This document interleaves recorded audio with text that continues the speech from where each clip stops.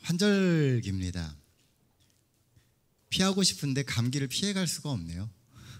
저 역시도 지난 한 주 또 감기 때문에 좀 힘든 시간을 보냈습니다. 그래서 혹시 목소리가 좀 안 좋더라도 양해를 좀 구합니다. 우리가 지난번에 이제 고린도전서를 마치고 지난 화요일부터 시작해서 기본 교리에 대한 이야기를 좀 같이 나누려고 합니다. 그래서 오늘은 두 번째 시간으로 무시할 수 없는 징조라는 제목으로 이 재림에 대한 이야기를 좀 같이 해보려고 합니다. 1938년 10월 30일 그 저녁에 미국에서 있었던 이야기입니다.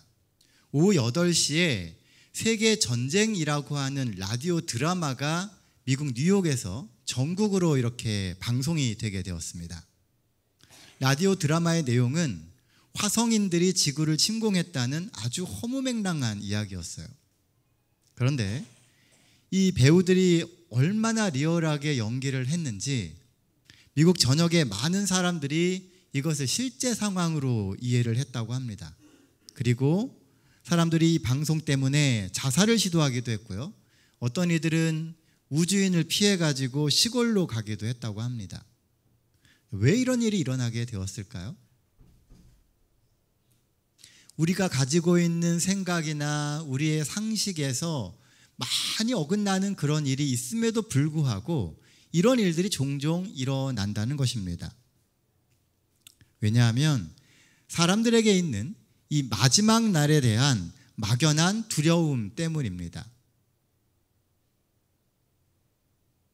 그래서 하나님은 우리가 혼란스럽지 않게 명확한 마지막 시대의 징조와 종말에 대한 경고들을 우리에게 주셨습니다. 왜냐하면 하나님께서는 우리 모두가 더 나은 세상의 일부가 되기를 간절히 원하시기 때문에 그래요.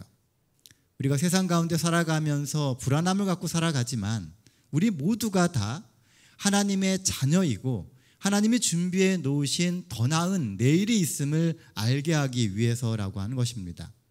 물론 우리 모두는 이 마지막 시대에 대한 두려움 말고도 다른 많은 걱정거리들이 있습니다. 신앙적으로 마지막에 대한 걱정도 되지만 사실 오늘 하루하루를 살아가면서 우리의 삶에 있는 걱정거리도 만만치가 않아요. 우리 모두는 자신의 삶에 대해서 걱정을 합니다.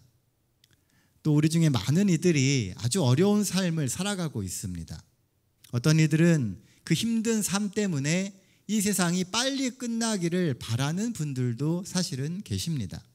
그러나 확실한 것은 인생은 그런 고통과 굶주림, 또 피로와 스트레스로 가득 차 있지만은 않다는 것입니다. 지금 우리가 경험하는 그 순간은 힘들고 고통스럽고 어렵지만 사실은 그게 전부가 아니라고 하는 것을 우리는 반드시 알고 있어야만 합니다. 하나님이 우리에게 주시는 희망의 약속이 우리에게 있기 때문에 그래요. 그리고 하나님이 주시는 그 이야기가 우리가 지금 경험하고 있는 현실의 이야기하고는 동떨어진 것처럼 느껴질지 모르지만 그 이야기의 중심에 하나님이 주시는 많은 계획들이 있다고 하는 것 또한 우리는 기억해야만 하는 것입니다. 어느 날 예수님과 제자들이 예루살렘 성에 있게 되었습니다. 그 당시에 이 예루살렘 성은요, 이제 막 증축이 되어가지고 정말 웅장하고 아름다운 이 예루살렘 성전의 모습이었어요. 그런데 이 아름다운 성전을 보시면서 예수님은 제자들에게 아주 놀랍고 충격적인 이야기를 하셨습니다. 마태복음 24장 2절에 있는 말씀입니다. 너희가 이 모든 것을 보지 못하느냐? 내가 진실로 너희에게 이르노니 돌 하나도 돌 위에 남지 않고 다 무너지리라. 이제 막 증축을 해갖고요, 아주 아름다운 예루살렘 성전을 바라보면서 다들 자랑스러워하고 흐뭇해하고 있는데 예수님이 그 성전을 보시면서 하시는 이야기는 이 성전에 돌 하나도 돌 위에 남지 않고 다 무너질 거라고 이야기를 하시는 겁니다. 이렇게 멋진 성전이 무너진다니요. 이걸 42년간 정말 힘들게 세운 성전인데 이 성전이 무너진다고 이야기를 하는 그 이야기가 쉽게 이 제자들의 마음에 와닿지 않았던 것입니다. 당시 제자들은 이 예루살렘 성전과 또 이 예루살렘 성이 영원히 이 땅에 존재할 것이다라고 확신하고 있었습니다. 그리고 언젠가는 그들이 이 온 세상을 다스리는 그 날이 오게 될 것이더라고 믿었어요. 그런데 이 성전이 무너지는 멸망의 때가 온다니 얼마나 그들에게 충격적인 이야기였겠습니까? 그들이 준비하고 그들이 만들어 놓은 세상의 아름다운 것들이 지금 눈앞에 있는데 그 모든 것이 한순간에 사라지고 무너진다라고 하는 그 이야기는 쉽게 이해되지도 않고 쉽게 믿기지도 않는 이야기라고 하는 것이죠. 오늘 우리가 재림을 바라보는 시각도 사실은 비슷합니다. 오늘 본문의 이야기는 사실 예수께서 말씀하시고자 하시는 재림의 때에 대한 이야기예요. 마태복음 24장은 재림의 징조에 대한 이야기를 하고 있습니다. 그 재림에 대해서 이야기를 하시면서 성전의 이야기를 하셨던 거예요. 마찬가지로 오늘 우리가 살아가고 있는 이 세상에서도 예수님이 주시는 그 재림의 이야기가 우리는 금방 마음에 와닿지 않는다는 것입니다. 그래서 성경에 나오는 모든 예언들은요, 대부분 이중으로 적용이 됩니다. 이 재림에 대한 그 이야기가 예수님이 마지막 때에 오시는 그 이야기이기도 하지만 다른 한편으로는 앞으로 제자들이 경험하게 될 예루살렘과 성전의 멸망에 대한 이야기이기도 했다는 것입니다. 먼저 예수님께서 말씀하셨던 그 예루살렘의 멸망에 대해서 한번 살펴보도록 하겠습니다. 누가복음 21장 20절 24절에 있는 말씀입니다. 너희가 예루살렘이 군대들에게 에워싸이는 것을 보거든 그 멸망이 가까운 줄을 알라. 그들이 칼날에 죽임을 당하며 모든 이방에 사로잡혀 가겠고 예루살렘은 이방인의 때가 차기까지 이방인들에게 밟히리라. 이 예루살렘에 군대들이 와서 성을 에워싸는 것을 보거든 이 성이 망할 때가 되었구나라고 하는 것을 깨달으라는 겁니다. 그리고 그 기회의 시간에 도망을 빨리 가라고 이야기를 하시는 거죠. 실제로 유세비우스는요, 그의 책 교회 역사에서 이렇게 기록합니다. 예수께서 이 예언을 하신 지 약 33년 후인 주 66년에 시리아의 총독 죄송합니다. 시리아의 로마 총독 캐스티우스 휘하의 로마 군대가 예루살렘에서 일어난 반란을 진압하기 위해서 왔다. 그러나 그들이 예루살렘을 포위했을 때 예루살렘은 로마 군대의 진압을 견뎌냈고 결국 로마 군대는 진압작전에 실패하여 절망하며 철수했다. 예루살렘을 쳐들어왔던 로마군이요, 갑자기 후퇴를 하는 겁니다. 지금 유세비우스는 예루살렘이 그 공격을 잘 견뎌냈기 때문에 로마가 철수한 것처럼 표현을 해요. 그런데 사실은 로마 내에 내부적인 사정이 좀 있었습니다. 갑자기 황제가 죽게 되고요, 그 왕권을 이어받아야 하는 일이 생기게 된 거예요. 그래서 불이 나게 본국에 돌아가서 왕권을 인계받고 다시 돌아오게 되었던 것입니다. 그래서 예루살렘을 에워쌌었던 그 시간 이후에 약간의 시간이 생기게 된 거예요. 요세푸스는 이렇게 기록합니다. 그들이 그 도시를 떠나라는 예수님의 말씀에 순종했더라면 그들은 살 수 있었을 것이다. 역사학자였던 요세푸스는 그 상황을 이렇게 설명하고 있다는 거예요. 만약 그들이 예수께서 이야기하셨던 그 말씀에 순종했더라면 그들은 죽지 않고 살았을 것이다 라고 이야기를 합니다. 그 당시 예수님의 지시를 따랐던 사람들은 4년 후에 로마 군대가 예루살렘을 정말로 멸망시켰을 때에 학살을 피해서 그 도시에서 도망했습니다. 당시에 약 100만 명 이상의 사람들이 로마 군대의 공격에 의해서 사망됐던 것으로 추정합니다.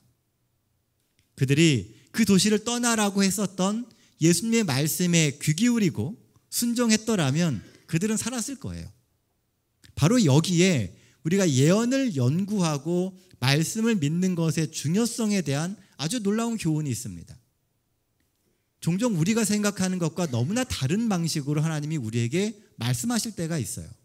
그래도 그 말씀을 믿고 순종하면 우리가 상상하지 못했던 그런 길을 통해서 우리의 생명이 연장되고 하나님의 인도하심을 경험할 수 있다는 겁니다. 그러나 그것을 믿지 않고 받아들이지 않는 사람들은 결국은 그 목숨을 잃어버리게 되었다라고 하는 것이죠. 마지막 때에도 마찬가지일 것입니다. 깨어있는 신자들은 살 것이지만 부주의하고 믿지 않는 자들은 결국 죽게 될 겁니다. 오늘 우리가 예언을 알고 있다라고 하는 게 중요한 게 아니에요. 그 예언을 얼마나 믿고 그 말씀대로 우리가 순종해서 사느냐가 중요한 것입니다. 자, 그렇다면 예루살렘 성전은 어떻게 되었을까요? 예루살렘 성을 점령했었던 로마의 장군 티투스는 성전을 파괴하지 말고 지키라고 명령을 했습니다. 역사 기록에 명확하게 나와 있어요. 그런데 그 병사 중에 한 명이 불을 붙은 횃불을 이 로마 성벽을 향해서 던지게 되었습니다. 그러면서 성전에 불이 붙게 되었고요. 성전은 곧 맹렬한 불길에 휩싸이게 되었습니다. 자, 성전을 뭘로 만들었죠? 금으로 그것들 다 덮어놨었습니다. 그리고 로마 이 예루살렘 성벽에도 그런 것들이 장식들이 굉장히 많았어요. 워낙 예배 중심이기도 하고 또 새롭게 확장을 하게 되면서 아름답게 꾸며 놓았었습니다. 그러다 보니까 불길이 막 번지게 되니 성전의 장식에 두었던 금들이 뜨거운 불에 녹아지기 시작을 했습니다. 그 녹아진 금과 성전의 거대한 벽돌들이 서로 엉겨붙기 시작한 거예요. 지금처럼 기술이 좋지 않기 때문에요, 이 돌과 돌 사이가 이렇게 완벽하게 메꿔지지가 않습니다. 근데 녹은 금이 어떻게 돼요? 그 사이로 다 스며들어가는 거예요. 그러니까 그 금을 재활용하기 위해서 로마 군인들이 성벽을 부수고 그 금을 떼어내기 시작한 겁니다. 그 과정에서 성전의 돌 위에 돌 하나가 남지 않게 되었던 것이죠. 우리가 생각하는 것과는 전혀 다른 방식으로 하나님이 약속하셨던 그 예언의 이야기들이 성취되었다는 것입니다. 40년 전에 예수께서 제자들에게 하셨던 그 예언은 그렇게 정확하게 성취가 되게 되었습니다. 근데 아무도 그것을 그렇게 생각하지 못했다는 거예요. 그런데 그런 방식으로 그 예언이 이루어지더라는 것이죠. 세상 끝에 관한 예수님의 예언은 어떻습니까? 예수님은 예루살렘이 멸망하기 전과 세상 끝이 오기 전에 일어날 여러 가지 분명한 징조들을 제자들에게 알려주셨습니다. 그리고 그 예언의 말씀은 그분을 따르는 사람들이 그때가 매우 가까웠음을 알 수 있도록 하셨어요. 그래서 우리가 그분의 예언에 주의를 기울여야 하는 것입니다. 우리가 보통 재림의 징조에 대한 이야기를 하면 천연계에 대한 이야기부터 막 시작을 해요. 그런데 그것은 너무나 많이 알려져 있고요. 그리고 이미 현대를 살고 있는 우리에게 있어서는 너무 예전의 일이 되어버렸어요. 마태복음 24장에서 얘기한 천연계의 징조는요, 이미 이 20세기가 들어오기 전에 다 이루어졌습니다. 암흑일도 있었고 유성우도 있었고 그런 날들이 다 이미 지나갔다는 거죠. 그런데요, 이 마지막 때에 대해서 우리가 부인할 수 없는 천연계의 징조 말고도 우리가 현대를 살아가면서 경험하게 되는 여러 가지 징조들이 있습니다. 그중에 첫 번째가 뭐냐 하면 바로 정치적인 투쟁과 갈등이 있을 것에 대한 이야기를 하셨다는 겁니다. 마태복음 24장 7절입니다. 민족이 민족을, 나라가 나라를 대적하여 일어나겠고, 마지막 때가 되면 민족이 민족을 대적하고 나라가 나라를 대적하는 일이 있게 될 거라고 이야기를 해요. 쉬운 말로 하면 전쟁이 엄청나게 많아진다는 겁니다. 그리고 그 전쟁의 핵심에는 각각 민족과 나라들이 서로의 이익을 위해서, 이권을 위해서 싸우는 그 싸움이 많아지게 될 거라는 거예요. 최근 수십 년 동안 유혈 사태와 전쟁이 정말 넘쳐납니다. 우리는 전쟁이라고 하는 것을 사실은 그렇게 많이 경험하지 않았어요. 그런데요, 조금만 우리가 눈을 돌려보면요, 우리 주변에 수많은 전쟁들이 지금도 진행되고 있습니다. 전쟁은 먼 나라의 이야기, 정말 역사 속에나 나오는 이야기처럼 여겨졌는데 뉴스에서 나오는 걸 보면요, 지금도 이 가까운 우크라이나나 뭐 이런 데서 계속 전쟁을 하고 있어요. 아프리카는 지금도 여전히 내전 중입니다. 그리고 그 안에서 수많은 사람들이 죽어가고 있다는 것이죠. 가장 과학적으로 발전하고 가장 교육을 많이 받은 시대라고 말하는 바로 이 지금이 역사의 기록상 그 어느 때보다 많은 피비린내가 나는 사건들이 일어나고 있다는 겁니다. 많이 배우고 과학적으로 발전했는데 더 많은 전쟁, 더 끔찍한 전쟁들이 일어나고 있다는 거예요. 옛날에는 총 들고 칼 들고 싸우다가요, 이게 발전하고 발전해서 지금은 버튼 하나 누르면 한 번에 수십만 명, 수천만 명을 죽게 만드는 그런 일들이 눈앞에서 일어나고 있다는 겁니다. 이 모든 것들이 전부 다 마지막 시대의 징조인 것입니다. 또한 전쟁뿐만이 아니라 자연재해에 대한 이야기도 많아집니다. 우리가 살고 있는 이 지금은 세상 많은 지역에 기근이 있어요. 우리나라는 이 기근을 잘 모릅니다. 하지만 지금 전 세계적으로 기근으로 죽어가고 있는 사람들이 우리가 생각하는 것 그 이상으로 많습니다. 우리나라는 인구 절벽에 의해서 2050년이 되면 전체 인구의 절반이 노인 인구가 될 거라고 이야기를 합니다. 2050년이 되면요. 대한민국의 인구의 절반이 노인이 되게 될 거라고 이야기를 하고 있어요. 하지만 세계 인구는 지금 계속 폭발적으로 증가해서요, 하루에 2만 5천 명 이상, 연간 900만 명 이상이 굶주림으로 사망하고 있다고 이야기합니다. 이러한 기근에서 살아남은 사람들 중에도 수백만 명은 영양실조 상태에 놓여져 있습니다. 가까운 북한만 해도 굉장히 심각합니다. 정말 옛날 우리 글에서 책에서나 보던 것처럼 나무 껍질을 벗겨 먹고 풀뿌리를 캐서 먹는 그런 일들이 진짜 일어나고 있습니다. 예수께서는 그런 기근이 종말의 징조 중 하나가 될 것이라고 분명히 말씀하고 계세요. 자, 다음은 지진입니다. 지진은 굳이 말하지 않아도 우리가 너무나 잘 알죠. 이젠 우리나라도 지진의 안전지대가 아닙니다. 뉴스에서 가끔씩 뭐 어디서 지진 났다라고 하는 얘기들이 굉장히 많이 들리고 있습니다. 제가 예전에 선교사로 일본에 있은 적이 있었어요. 지진이 하도 많이 일어나니까요, 웬만한 조그만 지진에는 깨지도 않습니다. 그냥 그러고 자요. 그리고 집안에 있는 모든 이 가구들은 다 벽에 고정을 해놓습니다. 뭐 옷장, 책장 이런 걸 다 벽에 고정할 수 있는 장치가 있어요. 그리고 제가 살던 집은 이 나무로 지은 집이었는데요, 지진이 이렇게 오면은 집이 흔들립니다. 그래서 안 부서져요. 정작 콘크리트로 된 건물들은 무너지는데 나무로 된 집은 안 무너집니다. 이게 흔들려요, 그냥. 이게 하도 많이 흔들리니까 나중엔 익숙해져 버려요. 그 정도로 지진이 많아지고 있다는 것입니다. 그리고 지금으로부터 한 100년 요 사이가 과거 수백 년 동안 있었던 지진보다 더 많은 횟수의 지진이 일어나고 있습니다. 요즘에 인터넷에서 떠도는 괴담 중에 하나는 백두산 폭발입니다. 이제 머지않아 백두산이 폭발할 거라고 이야기를 해요. 그러면 이 한반도 전체가 다 잿더미가 될 거라고 이야기를 합니다. 이런 이야기들 전부가 다 종말에 대한 징조이자 또 두려움을 가지고 있는 이야기들이라고 하는 거죠. 곳곳에 큰 지진과 기근과 전염병이 있을 거라고 또 이야기를 합니다. 옛날에는 역병이라고 이야기를 했어요.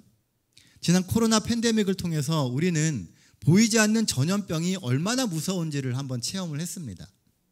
사실 지금도 수많은 전염병들이 세계 곳곳에서 사람들의 생명을 위협합니다. 분명히 우리는 평화롭게 살아가는 것처럼 보이지만 우리의 삶에 정말 많은 영역에 있어서 마지막 때라고 하는 것을 증명하는 수많은 일들이 일어나고 있다는 거예요. 우리가 인정하든 인정하지 않든 간에 우리의 시간은 점점 마지막을 향해서 가고 있습니다. 지난 몇 년을 생각해 보십시오. 우리는 소아마비와 천연두를 정복했다고 말했지만 인류는 수많은 전염병과의 전쟁에서 늘 패하고 있습니다. 코로나도 이겼다고 하기에는 여전히 우리를 괴롭히고 있고 수많은 변종으로 언제 다시 코로나와 같은 팬데믹이 오게 될지 우리는 모릅니다. 이런 전염병은 바로 환경 오염으로부터 왔다라고 보통 이야기를 해요. 성경은 심지어 이런 환경 문제에 대해서도 하나님의 말씀으로 예언되어 있습니다. 이사야 선지자는 이렇게 이야기합니다. 너희는 하늘로 눈을 들며 그 아래의 땅을 살피라. 하늘이 연기같이 사라지고 땅이 옷같이 헤어지며. 실제로 대기 및 수질 오염은 지구와 사람들의 건강에 정말로 큰 영향을 미치게 되었습니다. 예전처럼 공기가 깨끗하지 않아요. 그래서 맑은 공기를 사서 마시는 사람들도 있습니다. 우리가 불과 30년 전만 하더라도요, 물을 사서 먹을 거라고 생각을 안 했습니다. 지금은 당연히 물을 사서 먹어요. 집집마다 다 정수기를 설치합니다. 시대가 바뀌고 있다는 거예요. 우리가 사는 환경이 예전과 달라져 있다는 것입니다. 그러나 성경은 또 다른 징조를 제시해요. 마지막 시대에는 도덕과 윤리가 악화된다는 것입니다. 예수님께서는 마지막 날에 땅의 상태를 소돔과 고모라의 모습으로 비유하셨어요. 소돔과 고모라는 너무나 죄악이 관영하여 하나님께서 하늘에서 불을 내려서 멸망시키셨다라고 이야기를 합니다. 그런데 그런 소돔과 고모라의 성적인 타락 그 외에도요, 마지막 시대에는 도덕과 윤리가 악화되게 될 거라고 다시 이야기한다는 것입니다. 마지막 시대의 세상은 사람들의 도덕성이 타락되게 될 거예요. 탐욕, 악덕, 이기심이 매우 팽배할 것입니다. 디모데후서 3장에 있는 말씀입니다. 사람들이 자기를 사랑하며 돈을 사랑하며 자랑하며 교만하며 비방하며 부모를 거역하며 감사하지 아니하며 거룩하지 아니하며 무정하며 원통함을 풀지 아니하며 모함하며 절제하지 못하며 사나우며 선한 것을 좋아하지 아니하며 배신하며 조급하며 자만하여 쾌락을 사랑하기를 하나님 사랑하는 것보다 더하며 경건의 모양은 있으나 경건의 능력은 부인하니 이 같은 자들에게 내가 돌아서리라. 마지막 때의 모습이 오늘날 우리가 경험하고 있는 그 모습과 너무나 유사하죠. 사람들은 돈을 사랑하고 서로를 악하게 대하고 경건의 모양은 있는 것처럼 보이지만 사실은 그 능력이 없는, 오직 삶의 쾌락만을 추구하는 그런 시대를 살아가고 있습니다. 성경은 이게 마지막 때의 모습이다라고 이미 이야기하고 있다는 것이에요. 또한 마지막 날의 또 다른 징조에서 예수께서는 영적인 속임수, 즉 거짓 그리스도와 거짓 선지자가 있을 것이다라고 경고하고 있습니다. 예수께서 이렇게 말씀하셨어요. 그때 사람들이 너희에게 말하되 보라 그리스도가 여기 있다 혹은 저기 있다 하여도 믿지 말라. 마지막 때가 되면 그리스도가 여기 있다 저기 있다라고 하는 이야기를 한다는 겁니다. 여기에 진리가 있고 저기에 진리가 있다라고 이야기한다는 거죠. 그러나 그 말을 믿지 말라는 겁니다. 거짓 그리스도들과 거짓 선지자들이 일어나 큰 표적과 기사를 보여 할 수만 있으면 택하신 자들이라도 미혹하리라. 마지막 시대에는 우리를 영적으로 미혹하게 만드는 수많은 일들이 있게 될 거예요. 더 말씀에 입각한 것처럼 보이고 더 영적인 현상이 일어나는 것처럼 보이는 것들이 우리 주변에 많아질 거라고 이야기합니다. 그런데 그 어느 곳에도 현혹되면 안 된다는 거예요. 왜냐하면 진리의 말씀은 성경에 있는 것이죠. 어떤 특별한 사건이나 현장에 있는 것이 아니기 때문에 그렇습니다. 우리는 굉장한 이적과 기사를 원해요. 그런데 마지막 때가 되면 될수록 우리의 신앙을 붙드는 것은 그런 이적이 아니고 기사가 아니고 하나님의 말씀이 되어야 한다는 겁니다. 약속하신 말씀, 예언된 그 말씀이 마지막 시대에 우리가 붙들고 끝까지 그러한가 살피면서 재림을 준비하는 원칙이 되어야 한다는 것이죠. 예수께서 이렇게 말씀하셨습니다. 노아의 때와 같이 인자의 임함도 그러하리라. 예수님이 임하시는 그때는 노아의 시대와 같을 거라고 이야기를 해요. 노아 시대 사람들은 생계를 유지하고 일상생활을 매진하느라 영적인 일에 시간을 할애하지 못하는 채로 아주 바쁘게 살았습니다. 성경을 읽어보면 노아 시대 사람들은 굉장히 바빴어요. 해야 될 일들이 너무 많았습니다. 홍수 전에 노아가 방주에 들어가던 날까지 사람들이 먹고 마시고 장가들고 시집가고 있으면서 홍수가 나서 그들을 다 멸하기까지 깨닫지 못하였으니 인자의 임함도 이와 같으리라. 자기 할 일이 많아요. 이루어야 될 일들도 많고 해야 될 일이 너무 바쁘다는 겁니다. 그러다 보니까 정작 영적인 일에 시간을 할애하지 못하고 등한히 하게 된다는 거예요. 모르기 때문이 아니라는 거죠. 알기 때문에 기회가 있음에도 불구하고 그 알을 뒤로 계속 미룬다는 겁니다. 제가 언젠가도 말씀을 드렸지만 노아 홍수 전까지요, 이 땅에 에덴 동산이 있었습니다. 노아 시대 사람들은 에덴 동산을 뻔히 보고 있었어요. 그럼에도 불구하고 예수님의, 그러니까 하나님께서 다시 이 세상을 심판하실 거라고 하는 그 이야기에 대한 믿음을 갖지 못했고요, 다시 그 에덴으로 돌아가는 것에 대한 도전을 하지 못했다는 것입니다. 왜요? 먹고 살고 누리기 위한 시간이 너무 빠듯했기 때문에요. 오늘날 마지막 시대를 살아가고 있는 이 사람들의 삶의 모습도 똑같습니다. 우선순위에 수많은 일들이 있어요. 먼저 해야 될 일들, 이루어야 될 일들, 그걸 하다 보니까 영적인 일은 자꾸 뒤로 밀리게 되고요, 결국 어느 순간 보면 뻔히 알고 있던 그 구원의 기회를 그냥 놓치게 되게 된다는 것입니다. 예수님의 초림 때에도 수많은 징조와 예언의 말씀들이 있었습니다. 그러나 성경은 슬프게도 이렇게 기록합니다. 인자가 자기 땅에 오매 자기 백성이 영접하지 아니하였으나. 예수님이 오셨는데 그 백성이 예수님을 영접하지 않았습니다. 그들은 예수님의 오심을 맞이할 준비가 되어 있지 않았던 거예요. 예수님이 안 오셔서가 아니고 백성이 준비되지 않았기 때문에 그 예수님의 오심을 그들이 누리지를 못했다는 것입니다. 그들은 모든 징조를 다 무시했어요. 약속된 수많은 말씀들을 무시하고 뒤로 미뤘습니다. 그러니까 결국 예수님을 십자가에 못 박는 선택을 할 수밖에 없었던 것입니다.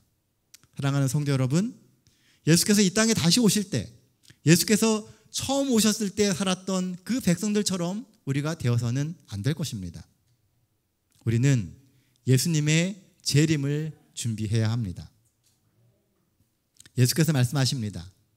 이와 같이 너희도 이 모든 일을 보거든 인자가 가까이 곧 문 앞에 이른 줄 알라. 그분을 맞이할 준비가 되어 있습니까? 때가 되었습니다. 예언은 성취되고 있습니다. 이 소중한 복음을 결코 놓쳐서는 안 됩니다. 한 증기선이 뉴욕 항구에서 출항하여 대서양 남쪽 파나마 운하를 향해서 가던 도중에 배에 물이 새는 걸 발견하게 되었어요. 선장이 다른 배를 보고 조난 신호를 보내면서 도움을 요청했습니다. 그런데 이 증기선 선장이 보냈던 메시지는 이랬어요. 배에 물이 차고 있습니다. 빨리 도와주십시오. 그런데 다른 배에서 이런 대답이 오게 되었습니다. 지금은 너무 어두워서 우리가 도와줄 수 없습니다. 아침까지만 기다리십시오. 이 배의 선장은 어둠 속에서 작업을 하는 그 위험을 감수하고 싶지 않았어요. 깜깜한데 혹시나 내가 뭔가 절 도움을 주고 또 도움을 받으려고 하다가 혹시라도 더 위험해지지 않을까라는 생각을 했다는 것입니다. 아침에 이 배는 어떻게 되었을까요? 해가 뜨고 보니 그 배는 이미 가라앉고 형체를 찾을 수가 없었습니다. 기다리다 보면 영원히 길을 잃을 수도 있습니다. 기회의 시간, 우리에게 뭔가 결정할 수 있는 그 기회의 시간에 우리는 결정을 내려야만 합니다. 성경은 오늘이 구원의 날이라고 말합니다. 기다리면 안 돼요. 주저하면 안 됩니다. 지체하면 안 됩니다. 지금 당장 그리스도를 위해 결정을 내려야 합니다. 지금은 우리의 마음을 하나님께 내어놓고 곧 오실 그리스도의 재림을 준비하도록 도와달라고 그분께 간구해야 할 때입니다. 주께서 오늘 우리를 부르시고 기다리십니다. 지금 이 기회의 시간에 하나님을 붙들고 다시 오실 예수님을 기다리며 믿음의 길을 가시기로 결심하시는 우리 모든 성도들 되시기를 간절히 바랍니다.